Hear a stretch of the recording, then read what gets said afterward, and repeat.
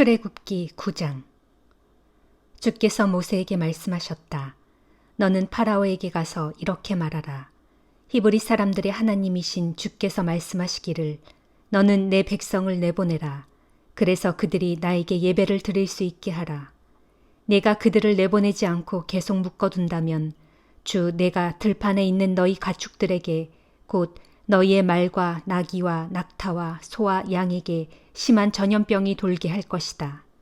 그러나 주 나는 이스라엘 사람들의 가축대와 이집트 사람들의 가축대를 구별하리니 이스라엘 사람들의 가축은 한 마리도 죽이지 않을 것이다. 주께서 때를 정하시고 말씀하셨다. 주 내가 내일 이 땅에서 그런 일을 행할 것이다. 이튿날 주께서 말씀대로 행하셨다. 이집트 사람들의 가축은 모조리 죽었다. 그러나 이스라엘 사람들의 가축은 한 마리도 죽지 않았다. 파라오가 사람들을 풀어 사정을 알아보게 했다. 정말이었다. 과연 이스라엘 사람들이 소유한 가축은 한 마리도 죽지 않았다. 그래도 파라오는 여전히 고집을 꺾지 않고 이스라엘 백성들을 내보내지 않았다. 주께서 모세와 아론에게 말씀하셨다. 너희는 화덕에 붙은 검댕을 두 손에 가득 움켜쥐어라. 모세는 그 검댕을 파라오가 보는 데서 공중에 흩뿌려라.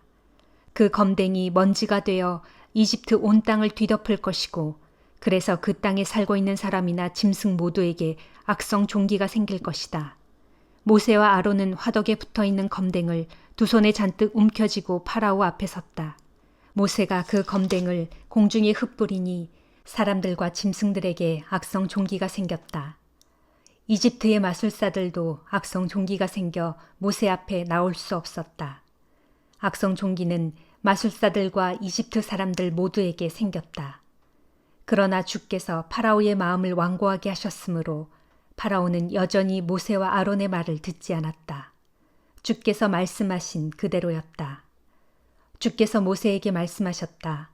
너는 아침 일찍 일어나 파라오 앞에 나아가 이렇게 말하라. 히브리 사람들의 하나님이신 주께서 말씀하시기를 너는 내 백성을 내보내어 그들이 나에게 예배를 드릴 수 있게 하라. 그렇게 하지 않으면 내가 온갖 재앙을 너와 내 신하들과 내 백성에게 내릴 것이다.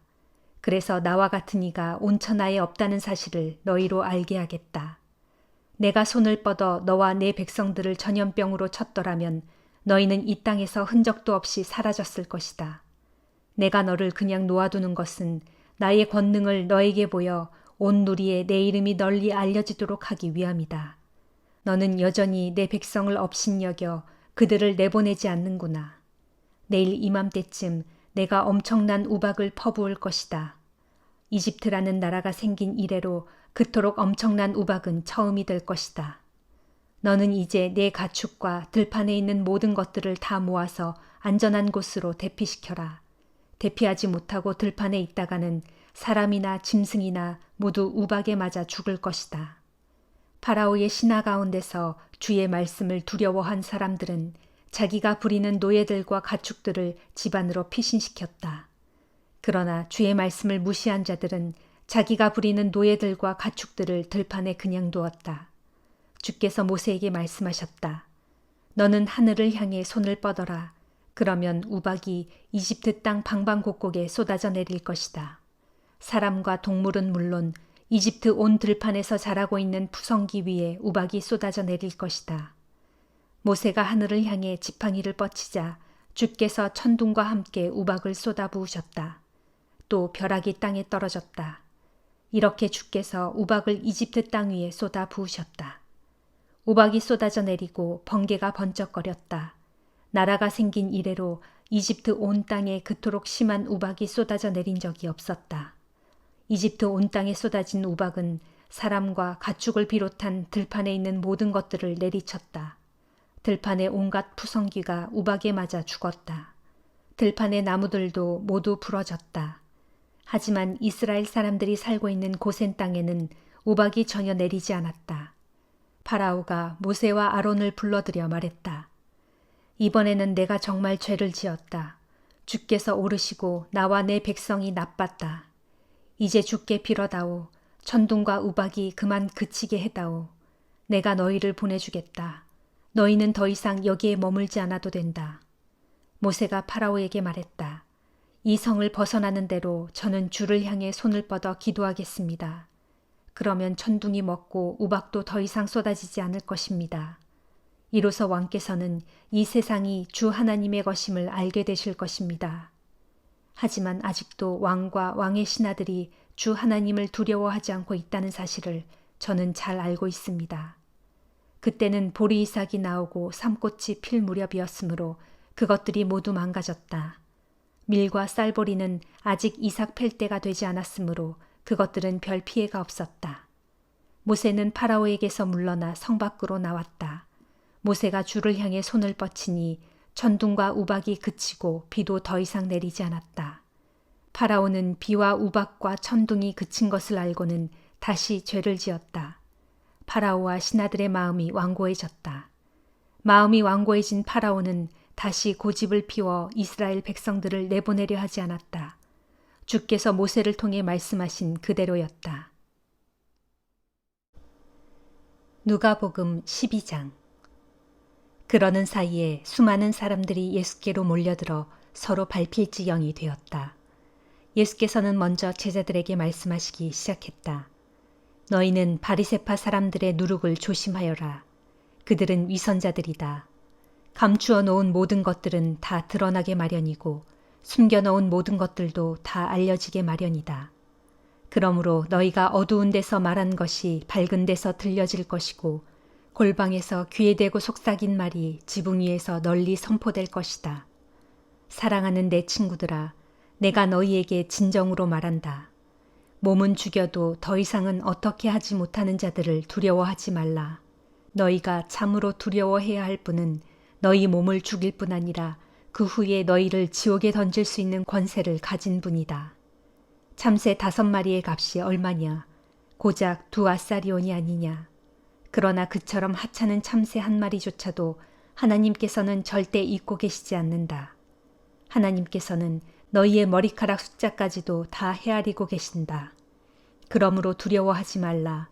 진실로 너희는 수많은 참새 떼보다 훨씬 더 귀하지 아니하냐.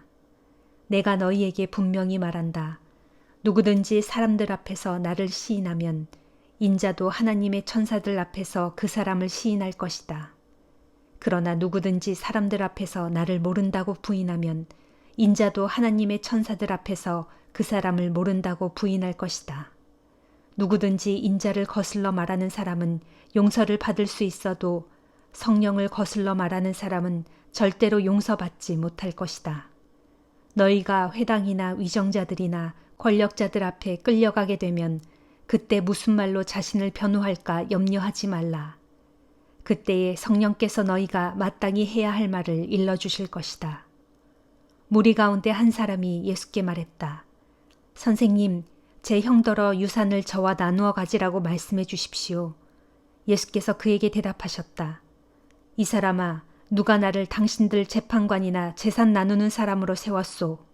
그러고는 사람들을 향해 말씀하셨다. 여러분 모두는 정신을 바짝 차리십시오. 탐욕이 여러분을 좀먹지 않도록 항상 경계하십시오. 사람의 생명은 결코 그가 가진 재산의 많고 적음에 달려있지 않습니다. 그리고 예수께서 비유로 그들에게 말씀하셨다. 기름진 농토를 가지고 있는 한 부자가 있었습니다. 그 해에도 큰 풍년이 들어 그 부자는 자기 곡간을 가득 채우고도 곡식이 남아 더 이상 넣어둘 데가 없었습니다. 그 부자는 어떻게 할까 궁리하다가 속으로 이렇게 생각했습니다. 그래, 곡간을 헐고 더 크게 지어야겠군. 그러면 내 곡식들을 충분히 쌓아둘 수 있을 거야. 그렇게 하고 나서 나는 흡족한 마음으로 내 영혼에게 이렇게 말하리라. 내 영혼아, 나는 여러 해 동안 충분히 쓰고도 남을 만큼 많은 곡식을 쌓아놓았다. 그러니 이제부터 인생을 즐기자. 이제 편히 쉬면서 마음껏 먹고 마시고 흥청거리면서 살아가자. 그러나 하나님께서 그 부자에게 말씀하셨습니다. 어리석은 자야, 오늘 밤에 내가 네 영혼을 도로 거두어 갈 것이다. 그러면 너를 위해 그렇게 장만해 놓은 것들은 누구 차지가 되겠느냐? 그렇습니다.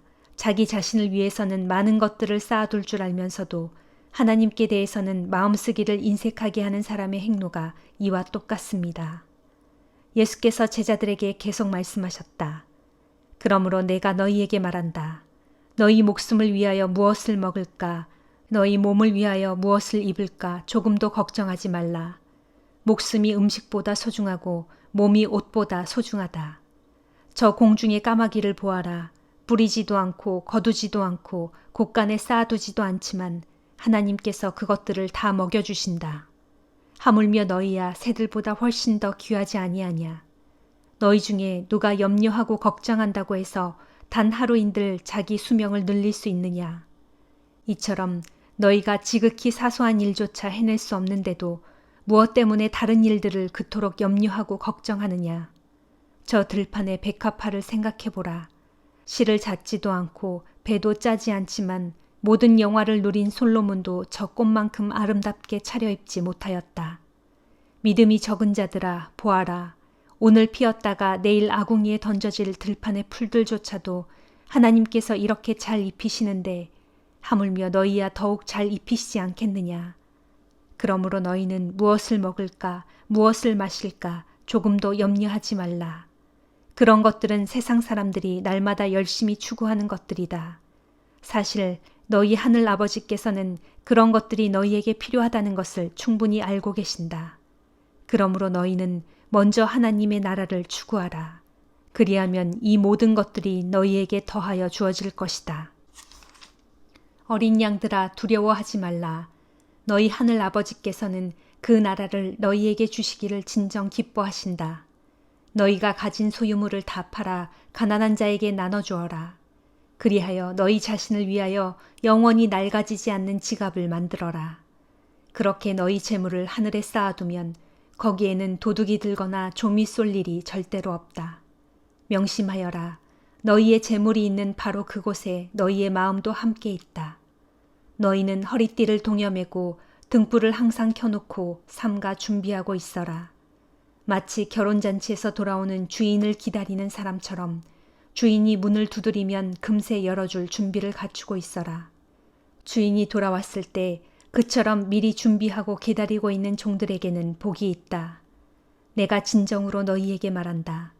주인이 몸소 시중 드는 사람의 옷을 입고서 그 종들을 식탁에 앉힌 후 그들의 시중을 들어줄 것이다.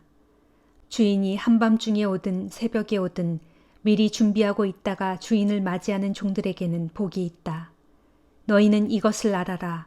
도둑이 언제 집에 들지를 알고 있다면 집 주인은 도둑을 막아 자기 집을 안전하게 지킬 수 있을 것이다. 그러므로 너희도 항상 준비하고 있어라. 인자는 너희가 전혀 예상하지도 못한 때에 갑자기 올 것이기 때문이다. 베드로가 예수께 물었다. 주님, 이 비유는 저희에게만 해당되는 것입니까? 아니면 모든 사람들에게 해당되는 말씀입니까? 주님께서 말씀하셨다. 누가 참으로 신실하고 슬기로운 청지기이겠느냐. 주인이 청지기를 두어 그에게 자기 종들을 맡긴 후 때맞춰 종들에게 양식을 제공하라고 그에게 시키면 그는 어떻게 해야 하겠느냐. 주인이 돌아왔을 때 그 청지기가 맡은 바 자기 일을 훌륭하게 수행하고 있다면 그 청지기에게는 복이 있다. 내가 분명히 말한다. 주인은 자기의 재산을 모두 그 청지기에게 맡길 것이다. 그러나 이와 반대로 만약 그 청지기가 마음속으로 주인이 돌아오려면 아직 멀었다 하고 생각하면서 남녀 종들을 때리면서 먹고 마시고 술에 취해 세월을 보낸다면 생각지 않은 날 전혀 알지 못하는 시각에 주인이 갑자기 와서는 그 청지기를 심히 때린 후 신실치 못한 자들이 받는 벌을 그에게 내릴 것이다. 주인의 뜻을 알면서도 미리 준비하지 않은 채 주인이 원하는 바를 행하지 않는 자에게는 더욱 심한 벌을 내릴 것이다. 그러나 주인의 뜻을 알지 못한 채 벌받을 짓을 한 사람은 알고도 행하지 않은 사람보다는 가벼운 처벌을 받게 될 것이다. 진실로 그렇다. 많은 것을 받은 사람에게는 더 많은 것이 요구되고 많은 것을 맡은 사람에게는 더 많은 책임이 요구된다. 나는 세상에 불을 지르기 위해 왔다. 이미 불이 활활 붙어 있었더라면 내가 얼마나 좋았겠느냐. 하지만 내가 받아야 할 고난의 세대가 있는데 이 일이 다 이루어질 때까지는 내가 얼마나 더 고난을 당할는지 모른다. 너희는 내가 세상에 평화를 주러 온 줄로 아느냐. 그렇지 않다. 오히려 분열을 일으키러 왔다. 한 집안의 식구가 5이라면 이제부터는 둘씩 셋씩 패가 갈라져서 싸우기 바쁠 것이다. 서로 분열되어 아버지가 아들과 대립하고 아들이 아버지를 등질 것이다. 어머니가 딸을, 딸이 어머니를, 시어머니가 며느리를, 며느리가 시어머니를 대적하여 서로 맞서 싸울 것이다. 예수께서 군중을 향해 말씀하셨다. 여러분은 구름이 서쪽에서 이는 것을 보고는 곧 비가 오겠다 하고 말하는데 사실 그런 예상이 들어맞곤 합니다. 또 남풍이 불면 날씨가 더워지겠다 하고 말하는데 그건 역시 들어맞곤 합니다. 위선자들이여, 여러분은 이처럼 하늘과 땅의 기상은 잘 분간할 줄 알면서도 어찌하여 이 시대의 징조는 분간할 줄 모릅니까? 여러분은 어찌하여 무엇이 옳은 줄을 스스로 판단하지 못합니까? 당신을 고소하는 사람과 법정으로 가고 있다면 가는 도중에 그 사람과 속히 화해하십시오. 그렇지 않으면 그 사람이 당신을 재판관에게로 끌고 갈 것이고 재판관은 당신을 형무소 관리에게 넘기고 형무소 관리는 당신을 감옥에 집어넣을 것입니다. 잘 새겨 들으십시오. 그렇게 되면 당신은 마지막 한 푼까지 다 갚기 전에는 절대로 감옥에서 풀려나지 못할 것입니다. 욥기 27장. 욥이 계속해서 비유를 들어 말했다. 나에게 공정한 판결을 허락하지 않으시는 하나님, 곧 내 인생을 이렇듯 고통스럽게 하신 전능자 하나님께서 살아계시는 한, 나에게 아직 호흡이 남아있고 하나님의 숨결이 내 코에 남아있는 한, 내 입술은 악한 말을 하지 않을 것이고 내 혀는 거짓된 말을 하지 않을 것이네. 여보게들, 난 아무래도 자네들의 주장이 옳다고 말할 수가 없네. 죽을 때까지 나는 나의 결백함을 부정하지 않을 것이네. 나는 내가 결백하다는 이 주장을 굽히지 않을 것인데 이 점에 대해 내가 살아있는 동안 양심에 아무런 거리낌이 없을 것이네. 그리하여 나의 대적들은 악한 자들처럼 될 것이고 나를 거슬러 적대시하는 자들은 불의한 자들같이 될 것이네. 하나님께서 경건치 않은 자의 생명을 앗아가실 때 그에게 무슨 소망인들 남아있겠느냐. 그에게 재앙이 덮친다고 한들 하나님께서 과연 그의 부르짖음을 들으시기나 하시겠느냐. 그가 전능하신 분 안에서 기뻐할 수 있겠느냐. 그가 항상 하나님을 찾기라도 하겠느냐. 내가 자네들에게 하나님의 권능에 대해 일러주겠네. 전능하신 분이 과연 어떤 분이신지 내가 자네들에게 설명해 주겠네. 자네들의 눈으로 이 모든 것을 직접 다 보아왔는데 자네들은 어찌하여 그렇게 말도 안 되는 헛소리를 하고 있는가. 악한 짓을 일삼는 자들이 하나님께 받을 몫이 무엇인지 가르쳐 주겠네. 폭력을 휘두르는 억압자들이 전능하신 분께 받을 징벌이 무엇인지 내 일러주겠네. 그 자들이 설령 많은 자식들을 두더라도 그 자식들은 칼 앞에 쓰러질 운명이요. 그 자들의 후손들은 항상 먹을 것이 모자라 결코 배불리 먹을 수 없을 것이네. 비록 살아남은 그 자들의 자식들이 있을지라도 그들은 전염병으로 죽게 될 것이고 그 과부들은 기가 막혀 울음조차 나오지 않을 것이네. 그 자들이 은을 산더미처럼 쌓아놓고 좋은 옷을 흙더미처럼 모아놓았다 할지라도 그 자들이 모아놓은 좋은 옷들은 의로운 자들이 입게 될 것이고 그 자들이 쌓아놓은 많은 은은 죄 없는 정직한 자들이 나눠 가지게 될 것이네. 그 자가 지은 집은 거미줄같이 쉽게 끊어질 것이고 파수꾼이 잠시 쉬려고 지어놓은 초막과도 같을 것이네. 그 자들이 잠자리에 들 때에는 부자였을지라도 아침에 눈을 뜰 때는 그 많던 재산이 어디론가 모두 사라져 처량한 거지 신세가 될 걸세. 두려움이 홍수처럼 그 자들을 일시에 덮칠 것이고 폭풍이 밤사이에 그 자들을 멀리 날려버릴 걸세. 동쪽에서 강한 바람이 불어와 그 자들이 살던 집을 순식간에 휩쓸어가 버릴 걸세. 그 자들이 휩쓸리지 않으려고 죽을 힘을 다해 온갖 몸부림을 치겠지만 어림도 없는 일. 강력한 폭풍이 사정없이 계속 불어 그 자들을 낙엽처럼 죄다 날려버릴 걸세. 그때 사람들이 그 자들의 그런 모습을 보고 손뼉을 치고 비웃으며 그 자들을 그들의 처소에서 모조리 쫓아낼 것이네. 고린도전서 13장. 내가 사람의 모든 방언과 천사들의 언어로 말을 한다고 할지라도 내게 사랑이 없으면 나는 단지 울리는 징이나 요란한 꽹과리에 지나지 않습니다. 내가 예언의 은사를 받아서 모든 비밀들과 모든 지식들을 다 통달할지라도 또 산을 능히 옮길 만한 큰 믿음을 지녔다고 할지라도 내게 사랑이 없다면 나는 아무것도 아닙니다. 내가 나의 모든 소유를 가난한 이들에게 다 나누어 주고 심지어 내 몸을 불사르도록 기꺼이 내어준다 할지라도 내게 사랑이 없다면 나는 아무것도 얻을 것이 없습니다. 그러면 사랑은 무엇입니까? 사랑은 오래 참고 친절합니다. 사랑은 시기하지 않고 뽐내지 않으며 교만하지 않습니다. 사랑은 무례하게 굴지 않고 자기의 이익을 추구하지 않으며 성내지 않고 마음속에 원한을 품지 않습니다. 사랑은 불의를 기뻐하지 않으며 진리와 함께 기뻐합니다.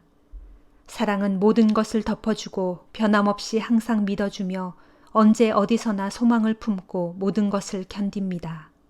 사랑은 결코 없어지지 않습니다. 하지만 예언도 사라지고 방언도 그치고 지식도 없어집니다. 지금 우리는 부분적으로 알고 또 부분적으로 예언합니다. 그러나 모든 것이 온전해질 때가 오면 부분적이고 불완전한 것들은 다 사라질 것입니다. 내가 어렸을 적에는 말하는 것이나 생각하는 것이나 판단하는 것이 모두 어린아이와 같이 어렸지만 어른이 돼서는 어렸을 때의 것들을 다 버렸습니다. 지금은 우리가 거울로 자기의 모습을 들여다보는 것 같이 희미하게 보지만 그날이 오면 얼굴과 얼굴을 맞대고 분명히 볼 것입니다. 지금은 내가 부분적으로 알지만 그날이 오면 하나님께서 나를 아신 것 같이 내가 온전히 알게 될 것입니다. 그러므로 믿음, 소망, 사랑 이 세 가지는 언제까지나 남아있을 것이지만 그 중에서도 으뜸은 사랑입니다. 아멘.